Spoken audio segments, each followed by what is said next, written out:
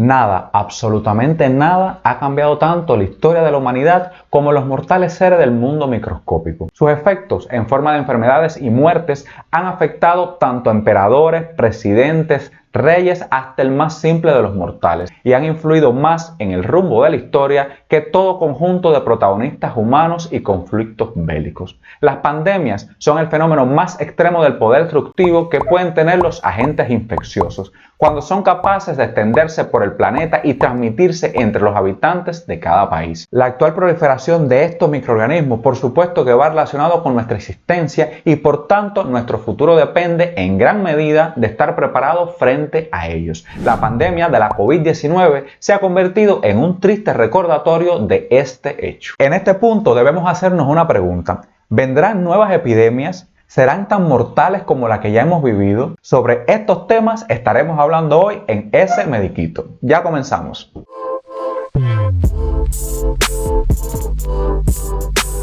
Hola amigos, sean bienvenidos a Ese Mediquito. Yo soy el Dr. Leonel Céspedes y lo estaré acompañando siempre en temas relacionados con el mundo de la medicina. Después de las grandes epidemias y pandemias que han afectado al ser humano a lo largo de su existencia, no hay malvados gérmenes que buscan causar daño y sufrimiento humano, sino simplemente el azar y la selección natural. Se trata de una larga historia llamada evolución que comenzó a escribirse hace aproximadamente 3.500 millones de años cuando surgió la vida en la Tierra. Es un relato biológico que no está compuesto por buenos ni malos y que está compuesto por sucesos fortuitos encadenados que han llevado a la supervivencia de las especies y la extinción de muchas otras. En la absoluta mayoría de los casos es difícil apreciar los efectos inmediatos y la evolución a largo plazo de nuestra vida porque esta suele ser un proceso extremadamente lento y a menudo invisible. No solo es necesario que aparezcan mutaciones genéticas que favorezcan la adaptación del entorno,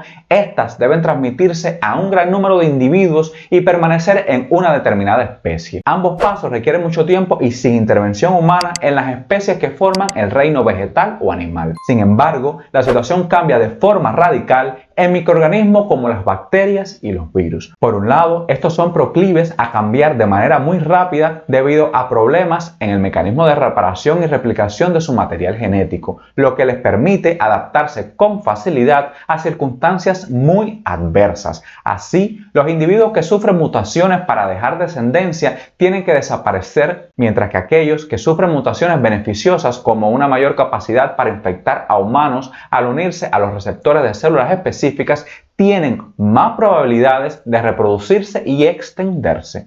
Por otro lado, estos cambios genéticos pueden pasar infinidad de miembros de esa misma especie en poco tiempo por su gran capacidad de reproducirse o para transferir genes directamente a otros individuos. Si prestamos atención al mundo que nos rodea, podremos percibir que la evolución sigue siendo la canción de fondo que suena y que nosotros no vivimos ajenos a ello, por mucho que hayamos elegido unas pocas notas en la melodía de los miles de años. Los temibles y crecientes resistencias de los antimicrobianos que dan lugar a las superbacterias son una prueba de ello. De hecho, el epidemiólogo y experto en enfermedades infecciosas Stephen Morse ya nos advertía en 1987 que la madre naturaleza es la bioterrorista más peligrosa. Como todos sabemos, los murciélagos entran dentro de los animales exóticos especialmente peligrosos por ser reservorio de muchos microorganismos que podrían saltar en algún momento a humanos. Esto es de hecho lo que ha ocurrido con el SARS-CoV-2, un virus originado en estos mamíferos alados que saltó a otras especies animal aún desconocido y de ahí a los seres humanos. Por desgracia, el calentamiento global complica aún más nuestra lucha contra las pandemias. Se sabe desde tiempos remotos que las condiciones climáticas influyen en las epidemias, enfermedades infecciosas, incluso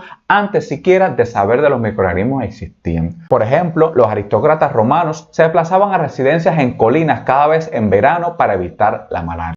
En este sentido, la OMS ha advertido en numerosas ocasiones sobre los riesgos del cambio climático que junto con otros factores como la globalización y los cambios demográficos o sociales aumentan el riesgo de aparición de enfermedades infecciosas. El calentamiento global, junto con cambios de temperaturas bruscos y fenómenos meteorológicos, huracanes o sequías más frecuentes, son el caldo de cultivo perfecto para la alteración del comportamiento de agentes patógenos y la aparición de nuevas enfermedades infecciosas. Hay numerosas evidencias evidencias científicas sobre cómo las condiciones climáticas influyen en las enfermedades infecciosas. Aunque algunas especies exóticas e invasoras podrían sucumbir bajo los efectos del cambio climático, otras podrán volverse capaces de sobrevivir a colonizar zonas donde actualmente no están presentes debido al clima. La malaria, como amenaza para la salud pública, es una de las enfermedades infecciosas más sensibles al cambio climático a largo plazo y más también peligrosas. Su incidencia varía estacionalmente en zonas endémicas y aumenta ante eventos climáticos extremos. Los grandes monzones y la elevada humedad favorecen la rápida reproducción y la supervivencia del mosquito que transmite las especies del protozoo que causa la enfermedad. Según análisis recientes, el riesgo de epidemias de malaria aumenta en 5 veces un año después de que aparezca el fenómeno del Niño. Desde el año 2015, la Organización Mundial de Salud publica cada año una lista de enfermedades infecciosas emergentes que suponen un riesgo para la salud de los humanos por su potencia de provocar epidemias. Las enfermedades infecciosas emergentes son aquellas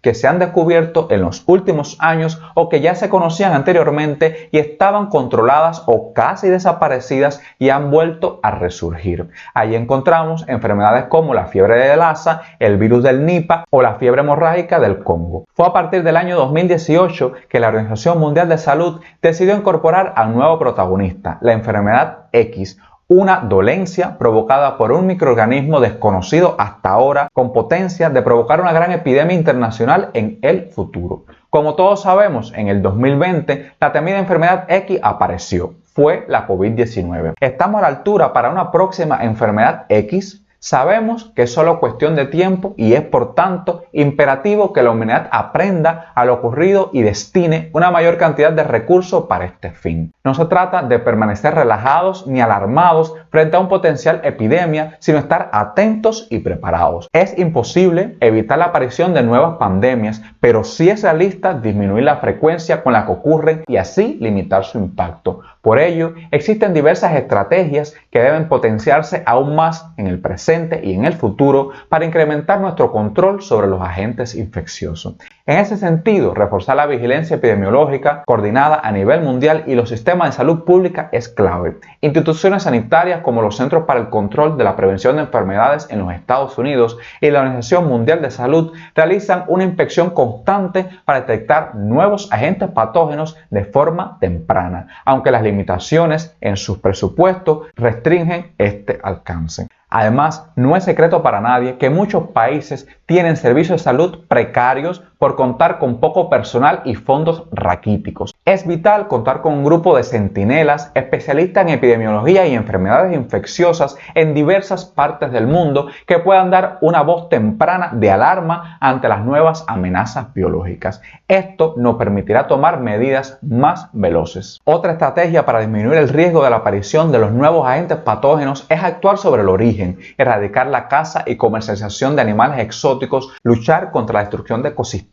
y actuar de forma contundente contra las crisis climáticas. Es importante contar con científicos con el conocimiento y los recursos para desarrollar tesis diagnósticas, terapias efectivas para aliviar o curar nuevas y potenciales enfermedades infecciosas que puedan surgir en el futuro, así como también vacunas contra ellas. Por otra parte, los grupos de investigación especializados en agentes infecciosos pueden ser decisivos frente a una nueva epidemia al estudiar diversas características de estos como sus vías y capacidad de transmisión o sus puntos débiles. Un ejemplo de utilidad de este enfoque reside en el proyecto de Viroma Global, una iniciativa científica que comenzó en el año 2018 y que pretende en una década analizar el genoma de virus que podían saltar de animales a humanos para así detectarlo de forma temprana y evitar potenciales epidemias. Por último, no podemos olvidar el carácter decisivo que tiene el conjunto de los ciudadanos para limitar el contagio gracias a diferentes medidas como el uso de mascarillas, distancias de seguridad, cuarentenas o los contactos estrechos de infectados, así como el conocido lavado de manos con agua y jabón o el gel hidroalcohólico, aislamiento en casa al tener síntomas de una enfermedad infecciosa. Potenciar la responsabilidad colectiva y considerar las condiciones socioeconómicas, principalmente la grave pobreza de los habitantes, es también clave para dar respuestas a políticas efectivas. Al final, la vida de miles de millones de humanos dependerá de quienes podamos anticiparnos a epidemias a partir de múltiples estrategias internacionales e interrelacionadas entre sí, en lugar de reaccionar ante ellas. Aún no es tarde para prepararnos para la próxima.